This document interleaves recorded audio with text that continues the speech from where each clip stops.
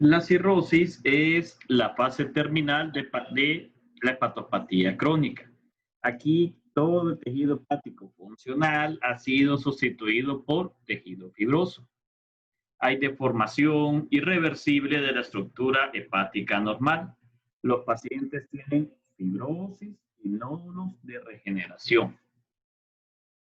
Las manifestaciones clínicas de cirrosis se dan por la disfunción hepatocelular progresiva y por la hipertensión portal. La principal causa en todo el mundo es alcoholismo. La primera pregunta a todo paciente que sospechemos cirrosis es sobre la ingesta de bebidas alcohólicas. Luego tenemos causas virales, hepatitis B, hepatitis C, hepatitis autoinmune, que esta la podemos sospechar en pacientes con enfermedades autoinmunes, por ejemplo, pacientes con lupus, pacientes con diabetes mellitus tipo 1, Addison, que pueden coexistir diferentes enfermedades autoinmunes. Luego está lo que vimos anteayer, esteatopatitis no alcohólica. Pacientes que tienen hígado graso, posteriormente hay inflamación. Esta inflamación puede progresar a fibrosis y cirrosis. Y la esteatopatitis no alcohólica, junto con el alcohol, se ha vuelto las dos principales causas de cirrosis a nivel mundial. Luego, otra causa autoinmune, la cirrosis biliar, que puede ser cirrosis biliar primaria, colangitis esclerosante primaria, colangiopatía autoinmunitaria. Cirrosis cardíaca que se ve en etapas finales de insuficiencia cardíaca. En estos pacientes, la disfunción ventricular derecha hace que la sangre se regrese por circulación corta a hígado. En hígado, la congestión crónica me causa necrosis centrolobulillar y finalmente fibrosis y cirrosis. Hepatopatías metabólicas raras, pero se podrían dar, hemocromatosis, enfermedad de Wilson, déficit de alfa-1 antitripsina y fibrosis quística.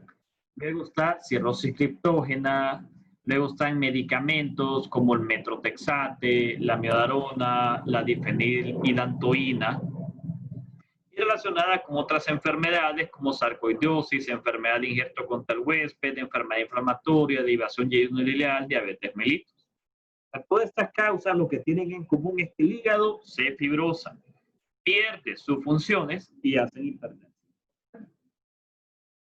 Las manifestaciones las podemos agrupar en dos grandes grupos. Uno, las que se den por hipertensión portal, ascitis, varices, nacen varices esofágicas, varices gástricas, hay circulación colateral en el abdomen con cabezas de medusa, tienen esplenomegalia, hacen hemorroides.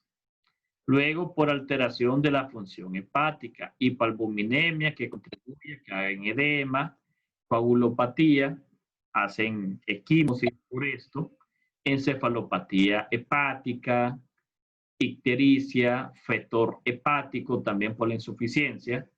Otras manifestaciones hay telangiectasias en cara, en hemitórax anterior, ginecomastia, pérdida de masa muscular, eritema palmar, atrofia testicular, edema en miembros inferiores.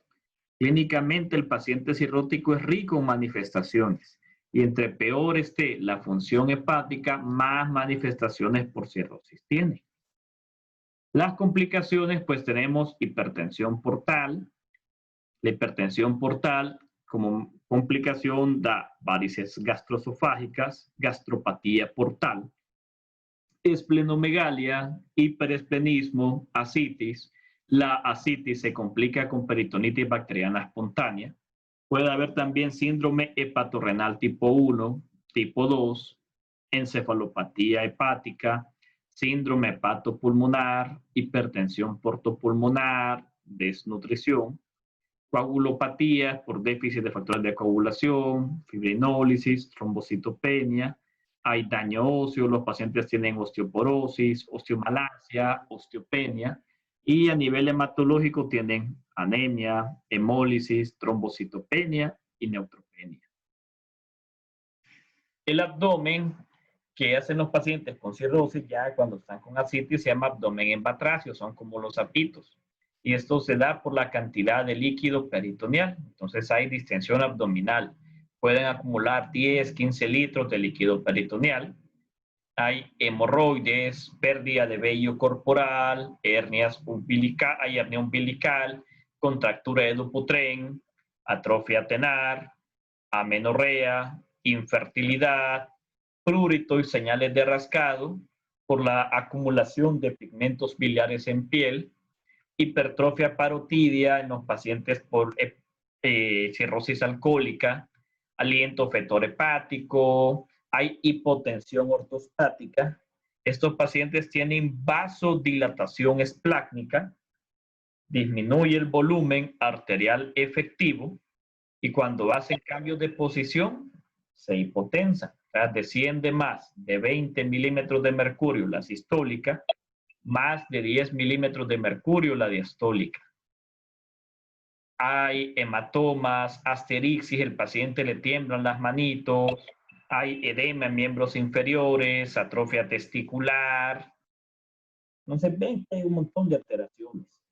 Esa es la contractura de Dupuytren. Hay una banda de tejido fibrótico en el cuarto dedo que lo termina flexionando. Se desconoce el mecanismo de por qué se forma esta banda, pero sí se ha observado en los pacientes cirróticos.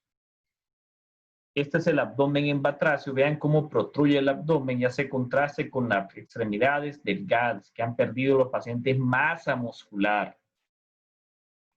Es notable la ausencia de pilificación. Miren, aquí tiene una diátesis de rectos abdominales y aquí tiene hernia umbilical. La hipertensión portal es de las complicaciones más frecuentes y de las primeras. Se da cuando hay elevación del gradiente de la presión venosa hepática a más de 5 milímetros de mercurio. Se da por el aumento de la resistencia intrahepática, por la fibrosis hepática y los nódulos de generación, y también por el incremento del flujo esplácnico debido a la vasodilatación en el lecho vascular. Las alteraciones funcionales y estructurales del hígado me aumentan la resistencia vascular, aumentando la presión. El aumento de la presión portal se acompaña de vasodilatación esplácnica y sistémica. Esta vasodilatación me disminuye el flujo arterial efectivo. Ocasiona hipovolemia efectiva y se activan los mecanismos compensadores que ya todos conocemos. Sistema renina-angiotensina-aldosterona, ADH, aumenta la actividad simpática. Esto retiene agua y sodio. Esto me incrementa la cantidad de sangre que llega al sistema portal y me causa más hipertensión portal. Esa hipertensión portal me causa un aumento patológico de toda la presión hidrostática. Para descomprimir la presión portal se forman un montón de vasos colaterales que van de circulación portal a circulación sistémica, sin pasar por hígado. Estas son las derivaciones portosistémicas. Las tres principales complicaciones de hipertensión portal son la hemorragia, ascitis e hiperesplenismo. Las complicaciones, aparte de estas, incluyen cefalopatía hepática, ascitis, y los pacientes hacen múltiples cortocircuitos. Por el aumento de la presión hidrostática en los capilares peritoneales se forma ascitis. Para derivar sangre desde circulación portal a circulación sistémica, esto me ocasiona, por un lado, la circulación colateral, cabeza de medusa, hemorroides, varices esofágicas. Y por otro lado, el amoníaco y todas las toxinas que debían ser eliminadas en hígado pasan al sistema nervioso central, causando encefalopatía hepática. Aumenta de tamaño el vaso, hay esplenomegalia y aumenta su función, hiperesplenismo. Esto ocasiona anemia hemolítica, leucopenia, trombocitopenia y finalmente los pacientes hacen hemorragias. Las 4 principales derivaciones portosistémicas son las hemorroides, la permeabilización de la vena umbilical y la cabeza de medusa, las varices esofágicas, que es esto de aquí, y las varices gástricas. Entonces, los pacientes, como no puede pasar la sangre de la porta a hígado y luego acaba, busca comunicaciones que estén entre porta e hígado. Todas estas son las derivaciones portosistémicas. Las varices esofágicas son vasos agrandados en esófago. Estos vasos tienen paredes delgadas y se pueden romper cuando aumenta la presión. Estos vasos están dilatados por el aumento de la presión y la rotura de estos vasitos me va a causar sangrado. La principal complicación es sangrado digestivo alto. El sangrado digestivo alto es causa de mortalidad y de hospitalización. Por eso, todo paciente con cirrosis que tenga hipertensión portal, hay que buscar varices esofágicas. Las varices pueden ser pequeñas, como estas de aquí, no tortuosas, aplanadas, o pueden ser tortuosas, pero cubren menos del 50%. O pueden ser grado 3, que son tortuosas y cubren más del 50%. Esta, grado 2 y grado 3, si hay prevención primaria, o sea, el objetivo es evitar que sangre. La grado 1, pues, solamente vigilarlas, no hay algo que yo diga que el farmacológico que va a evitar. Pero aquí sí, se pueden dar medicamentos, se puede hacer ligadura de las varices para tratar de disminuir el riesgo de sangrado, que es causa de mortalidad. Los pacientes que esto sangra hacen hematemesis, sangre rojo rutilante, vomitan grandes cantidades de sangre, que fácilmente los pueden llevar a choque hipovolémico y fallecer. La ascitis es la acumulación de líquido en cavidad peritoneal. Se acumula gran cantidad de líquido en abdomen. Por un lado, aumenta la presión capilar secundaria a hipertensión portal. Además, se retiene agua y sodio. Esta aumenta más la presión hidrostática. Y también hay disminución de la presión coloidosmótica, menor síntesis de albúmina en hígado.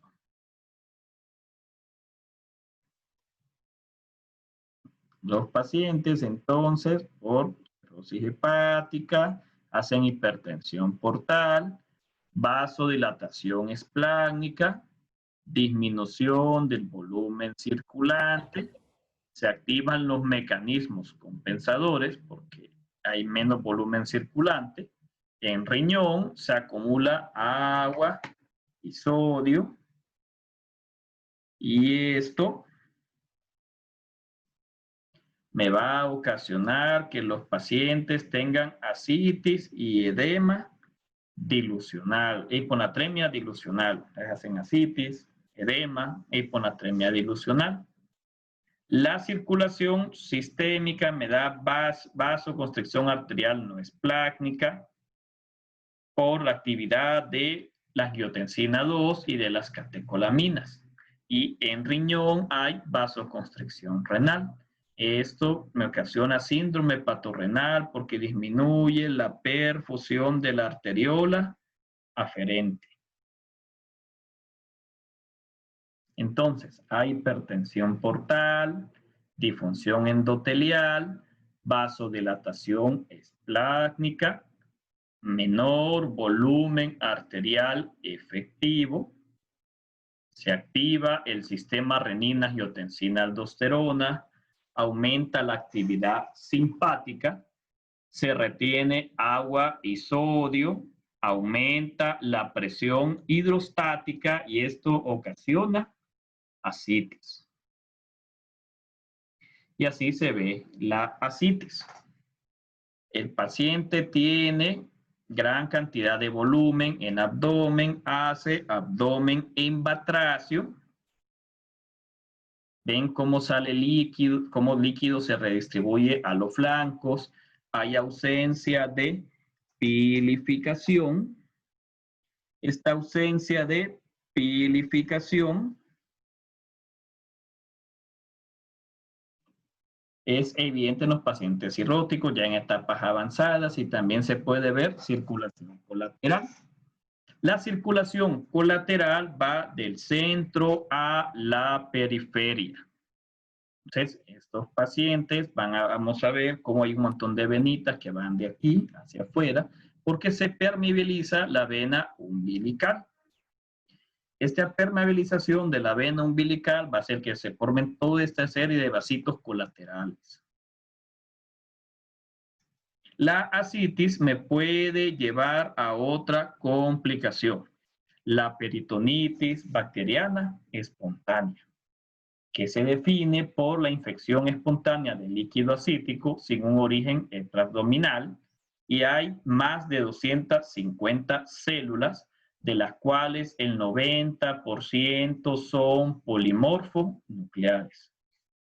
La translocación bacteriana, pues, es el mecanismo para esto, o sea que pasan bacterias de la microbiota intestinal normal, llegan a ganglios linfáticos mesentéricos. Esto se siembra en el líquido ascítico y me causa infección. El líquido ascítico normal es trasudado. Cuando hay peritonitis bacteriana espontánea, se transforma en exudado. Los agentes causales más frecuentes son E. coli, pero también puede haber Streptococcus viridans, Staphylococcus aureus y Enterococcus. Clínicamente, los pacientes tienen fiebre, hipotensión, dolor o hipersensibilidad en el abdomen. Otra complicación de hipertensión portal es la esplenomegalia e hiperesplenismo. La esplenomegalia es consecuencia de la presión venosa portal aumentada e ingurgitación del órgano, ya que toda la sangre se regresa por circulación portal hacia vaso y esto me va a causar esplenomegalia. Los pacientes con esplenomegalia hacen hiperesplenismo. El hiperesplenismo es que aumenta de función el vaso. Tienen trombocitopenia y anemia hemolítica por el secuestro de estos elementos formes. El hiperesplenismo con la aparición de trombocitopenia de los primeros signos de hipertensión portal. Esto aparece antes que tengan ascitis, antes que tengan varices. Por eso vamos a primer parcial de fisiopatología 2, donde en trombocitopenia vimos que una de las causas a investigar siempre es cirrosis. Si un paciente tiene trombocitopenia, yo debo buscar si no tiene datos de fibrosis o cirrosis hepatocirrosis. Luego están las manifestaciones por insuficiencia hepática. La complicación clínica más grave de la hepatopatía es la insuficiencia hepática. Esto se ve cuando se ha perdido el 80-90% de la capacidad funcional. Las manifestaciones de insuficiencia hepática se dan porque se pierde la capacidad de síntesis, almacenamiento, metabolismo y eliminación del hígado. Una de las alteraciones que se da es el fetor hepático, que es un olor a humedad, dulzón, es como pescado podrido. Y es por todos los productos colaterales de las bacterias que no se metabolizan en hígado. Y salen por tubo digestivo y se asienta aquel hedor en el paciente, un olor bastante fuerte. Entonces, por insuficiencia hepática, por un lado tengo problemas en síntesis y almacenamiento. Por otro lado, problemas en las funciones metabólicas y excretoras. Los pacientes pueden tener hipoglicemia, ya que el hígado es la principal reserva de glucosa, hipoalbuminemia, porque no hay síntesis de albúmina. Esta hipoalbuminemia contribuye a la aparición de edema y ascitis.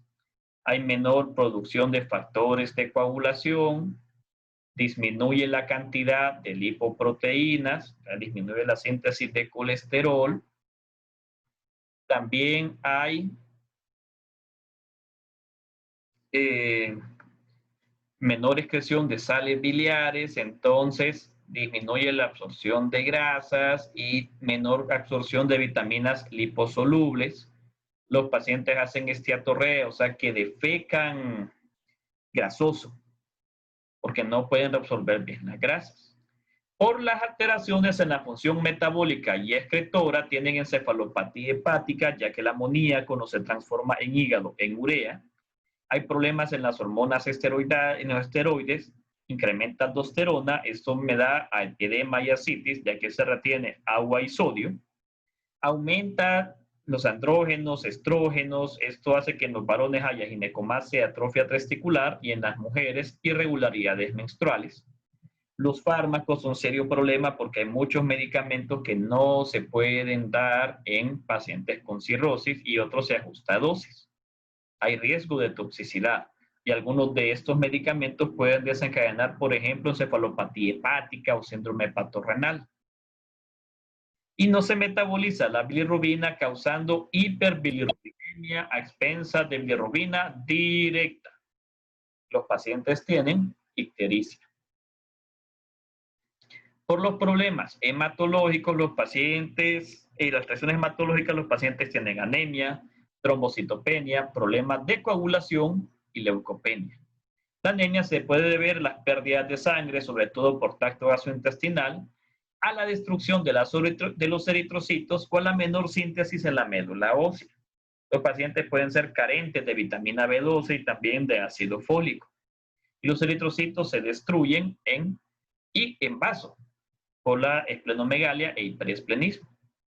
Hay hemorragia porque tengo problemas en los factores de coagulación dependientes de vitamina K, factor 5, factor 7, factor 9, factor 10, hay menos protombina, fibrinógeno. El TP o tiempo de protombina está prolongado en estos pacientes. La trombocitopenia se da por la esplenomegalia e hiperesplenismo. Y también hay menos trombopoietina, porque en hígado se produce trombopoietina y esto contribuye a la menor síntesis, además que hay mayor destrucción en vaso. Y estos pacientes con hepatopatía tienen mayor riesgo de desarrollar púrpuras, o sea, pueden sangrar, hacen equimosis, que son aquellos moretones en piel, pueden tener hematuria, hemorragias menstruales anómalas, contribuye a empeorar el sangrado por vía digestiva alta o también por vía digestiva baja. En endocrino, el hígado metaboliza las hormonas esteroideas. Hay alteraciones en la función gonadal, frecuentes en cirrosis ya con insuficiencia hepática. Las mujeres tienen irregularidades menstruales. Hay pérdida de líbido, esterilidad. Los varones tienen atrofia testicular, impotencia y ginecomastia. En piel podemos ver esto, las arañas vasculares o telangiectasias o angiomas en araña o nevos en araña. Se ven sobre todo en el hemicuerpo superior, tórax anterior, cuello, cara. Hay una arteriola pulsátil con vasitos que están alrededor. El eritema, que se da el eritema palmar, es por la vasodilatación e incremento del flujo sanguíneo por aumento del gasto cardíaco. Además, podemos observar dedos en palillos de tambor o acropaquias. Y a un paciente cirrótico con ictericia, pues es algo sumamente tardío, ya en etapas bien avanzadas de insuficiencia hepática. Y para finalizar por hoy, la otra complicación temida es síndrome hepatorrenal. Es causa de mortalidad. Los pacientes tienen insuficiencia renal sin daño renal previo. No hay daño histológico, o sea que el parénquima renal está intacto. Los pacientes tienen disminución de la resistencia vascular periférica, esplácnica y vasoconstricción de la circulación renal. O sea que el hepatorrenal es un paciente con un riñón hipoperfundido. Ya vimos que la hipertensión portal me da vasodilatación esplácnica. La vasodilatación esplácnica disminuye el volumen arterial efectivo. Se liberan mediadores, compensadores, angiotensina 2, catecolaminas, me da vasoconstricción periférica y las catecolaminas me dan vasoconstricción de la arteriola aferente. La vasoconstricción de la arteriola aferente me disminuye el flujo sanguíneo renal y me ocasiona síndrome hepatorrenal. Entonces, al haber menos flujo sanguíneo renal, el paciente tiene disminución de la filtración glomerular. Se define que hay hepatorrenal cuando el paciente tiene enfermedad hepática aguda o crónica con hipertensión portal. Observamos descenso de la filtración glomerular porque aumenta la creatinina más de 1.5 o la tasa de filtrado baja menos de 40. Esto es algo que aparece en días o semanas. No hay choque, no hay infecciones bacterianas o medicamentos nefrotóxicos. Es decir, no hay algo extra que justifique el daño renal. Tampoco hay pérdidas importantes de líquido, ya sea porque el paciente está con diuréticos o por pérdidas gastrointestinales. No hay daño en el parénquima, eso se ve porque no hay ni proteinuria o hematuria. Y la creatinina no mejora después de quitar diuréticos y haber expandido con albúmina. Entonces el hepatorrenal es un problema de perfusión renal por disminución de la y disminuye la filtración glomerular por los mecanismos compensadores que se activan por la vasodilatación esplácnica. Con eso terminaríamos la parte de hoy